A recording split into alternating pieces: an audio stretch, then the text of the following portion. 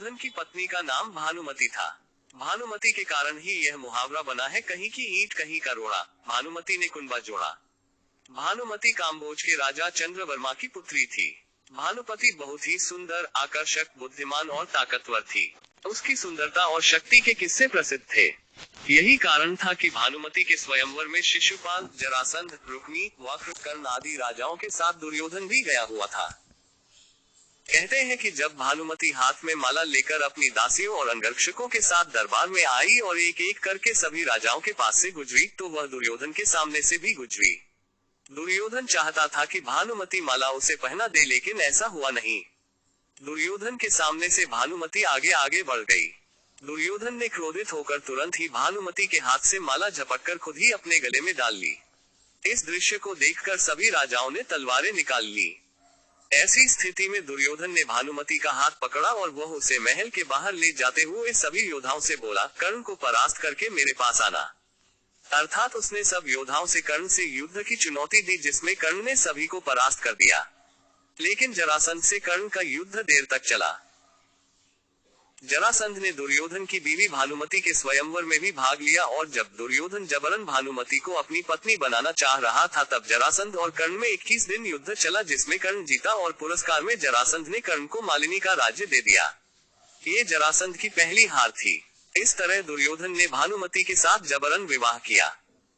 भानुमति को हस्तिनापुर ले आने के बाद दुर्योधन ने उससे ये कहकर सही ठहराया कि भीष्म पितामह भी अपने सौतेले भाइयों के लिए अंबा, अंबिका और अंबालिका का हरण करके ले आए थे।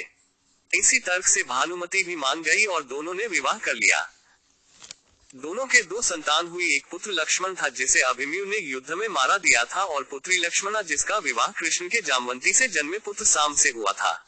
दूसरी ओर अभिमन्यु की पत्नी वत्सला बलराम की बेटी थी। बलराम चाहते थे कि वत्सला की शादी दुर्योधन के बेटे लक्ष्मण से हो। वत्सला और अभिमन्यु एक दूसरे से प्यार करते थे। अभिमन्यु ने वत्सला को पाने के लिए घटोत्कच की मदद ली। घटोत्कच ने लक्ष्मण को इतना डराया कि उसने कसम खा ली कि वह पूरी जिंदगी शादी नहीं करेगा। इसी कारण ये कहावत बनी, भानुमति ने दुर्योधन को पति चुना नहीं, दुर्योधन ने जबरदस्ती की शादी।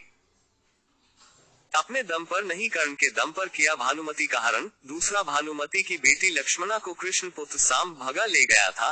तीसरा पुत्र लक्ष्मण की इच्छा पूरी नहीं हुई और वह अभिमन्यु के हाथों युद्ध में वीरगति को प्राप्त हुआ।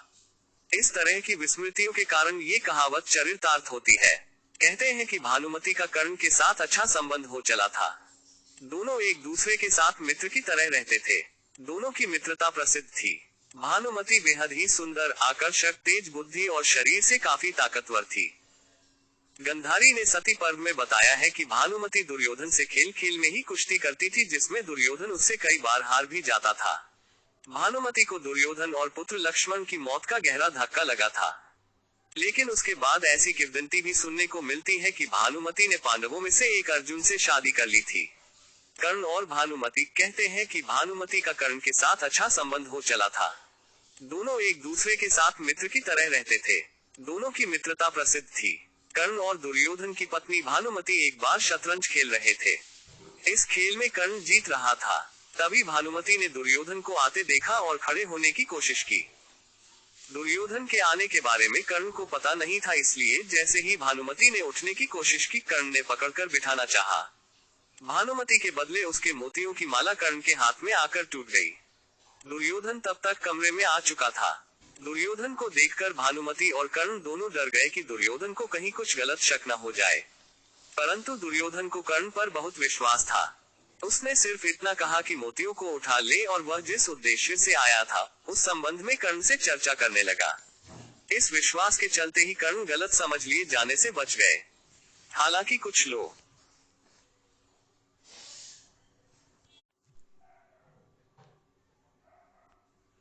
दुर्योधन की पत्नी का नाम भानुमति था।